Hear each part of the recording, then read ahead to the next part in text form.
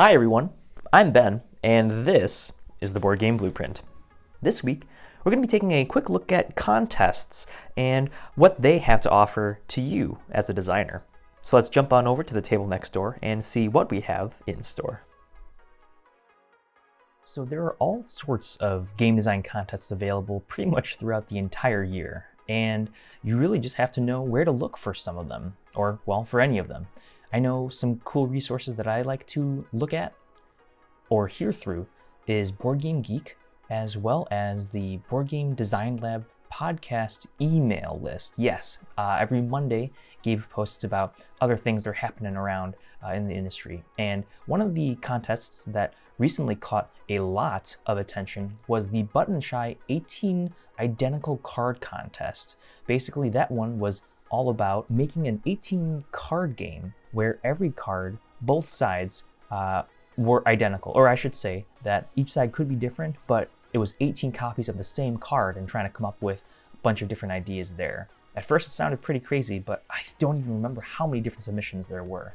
As far as November goes, their most recent, as per their blog, was to design a game on a real-life location, which is really cool too. And even if you find out about these different contests after the fact, after the entry, there's still some pretty cool things to be gained from it, including, well, the limitations that are set by the rules, as well as just maybe getting you a new idea for something that has been bugging you about your current design as well. So we can visit their Button Shy website and visit their blog to see what's going on there.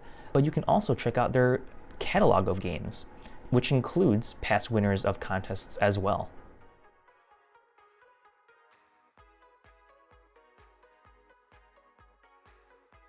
So let's move over to another game design contest, one that I really like to enter, which is the Geek Way to the West design contest. There's possibility of publishing just like with Button Shy, as well as the other contests that we'll be talking about.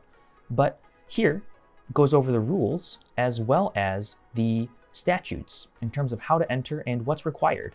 Here too, they break down the timelines about when you can expect certain results, and of course, then the winning proposition as well. In the case of Geek Way to the West, as we scroll back up, there is a handy link for you to fill out. Let me see if we can find that here. Perfect. And so there will be certain information that is required for you to fill out, including the game name, length, age, players, theme of a game, components of the game, and more. With the Geek Way contest, it's being hosted by, as you can see here, Action Phase Games, Indie Boards and Cards, and Stronghold Games. So oftentimes, these companies will be searching out for new hits and hopefully bringing new designers to the forefront.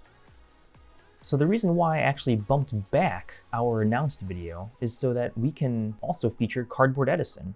By the time that you watch this, hopefully the contest will still be live, and so you can enter your game into it.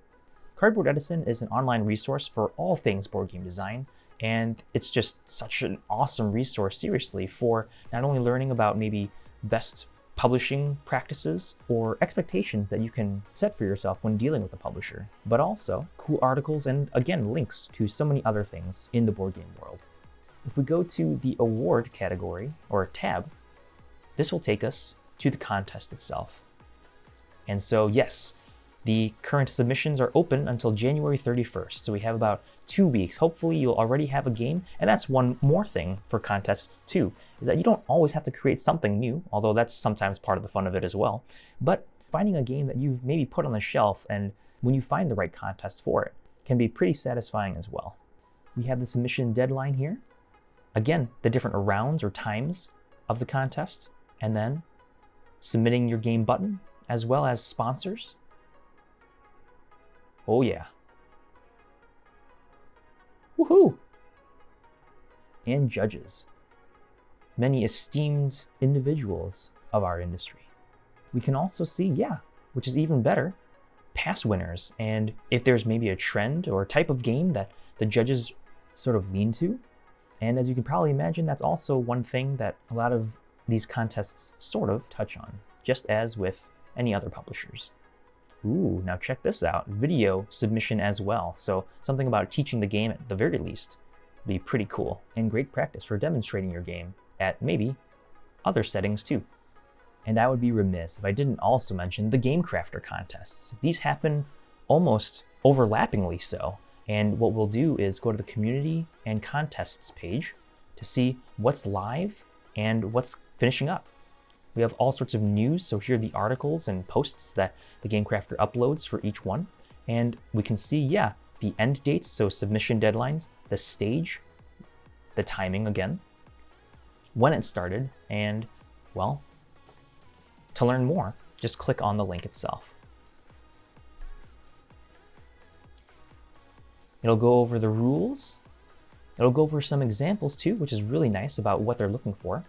And then, of course, here are the rest of the conditions.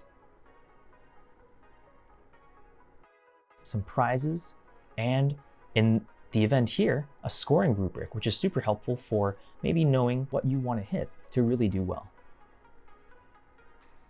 In the case of the Game Crafter, there isn't a direct publishing deal from this contest, as it is hosted by TGC, but in other contests before it, like the Sporktopia Legacy Challenge, we can scroll back through to see what the contest is all about, and see that there is a chance of publishing the game. So truly, it doesn't hurt to enter a contest by any means, and can help get your name out there, whether it be by other users, designers, and publishers, or just again to flex your creativity a bit and try to work around what limitations these contests might set for you. I have entered a few, and regardless of the results, the feedback is always really great to grow as a designer, so I'm always thankful to do just that whenever I can. As it turns out, my very first contest that I ever entered was through the Game Crafter. And let me see if we can find it here.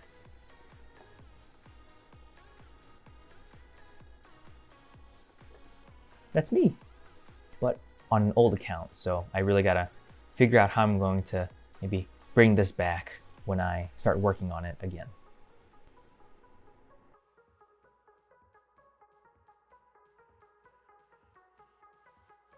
I hope you enjoyed this very far from comprehensive list of contests available, and hope and encourage you to enter some whenever you're ready.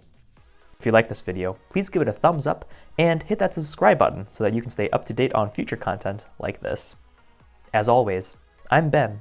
This has been another episode of the Board Game Blueprint, and together, let's build something great.